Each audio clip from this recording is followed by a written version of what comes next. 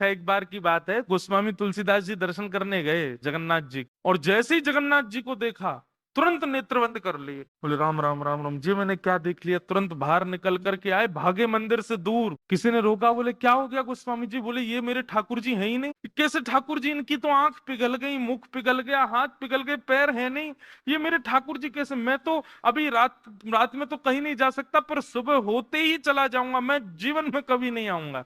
इतने ज्यादा भयभीत हो गए। रात्रि में गोस्वामी जी जैसे ही सोए तो महाप्रभु जगन्नाथ जी उनके स्वप्न में आए, धनुष बाण हाथ में लेकर के राघवेंद्र सरकार प्रकट हो गए। बोले भगवान, ये मैंने आपका कैसा दर्शन किया? आपकी भुजा नहीं है, आपके चरण नहीं है, आपके कान नहीं है, आपका मुख पिघला हुआ, नेत्र ऐसे बड़े बड़े, ये ऐसा रूप क्यों है आपका? बोले तुम्हारी वजह से है। गोस्वामी जी बोले मेरी वजह से? बोले हाँ, तुमने मानस जी में लिखा है, बिन पग चलहि सुनहि बिन काना। वो बिना पैर के चलता है परमात्मा, बिना कानों के सुनता है।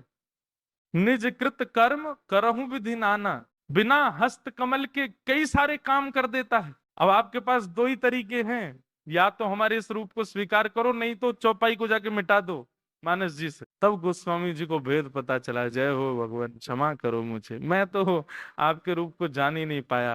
तो अगले दिन दर्शन करने गए, तब वही रूप, बिन पग चलहि, बिना पैर के चलते हैं। और ऐसे कोई दुनिया का ठाकुर नहीं चलता जैसे जगन्नाथ जी चलते हैं। कोई भी ऐसा प्राचीन मंदिर आप बताओ जिसका ठाकुर निकल के बाहर आता हो, पूरे वैष्णवों के मेला के साथ में चल के जाता हो, एकमात्र श्री जगन्नाथ जी। और सुनो, आप लोग कभी दर्शन करना, श्री जगन्नाथ जी मंदिर में जाओगे तो जो गरुण स्तंभ है, जहां पर गरुण जी विराज सब लोग गले मिलते हैं, वहां पर उस गरुण स्तंभ के पीछे भोग घर है ठाकुर जी का। ठाकुर जी का जो प्रसाद है वो वहां रखा जाता है, गरुण स्तंभ के पीछे। और श्री जगन्नाथ जी कहाँ बैठे हैं? भीतर गरुण स्तंभ वाला सभागृह, फिर उसके बाद एक सभागृह और है, फिर तीसरे गर्भगृह में वहां जगन्नाथ जी बैठे हैं।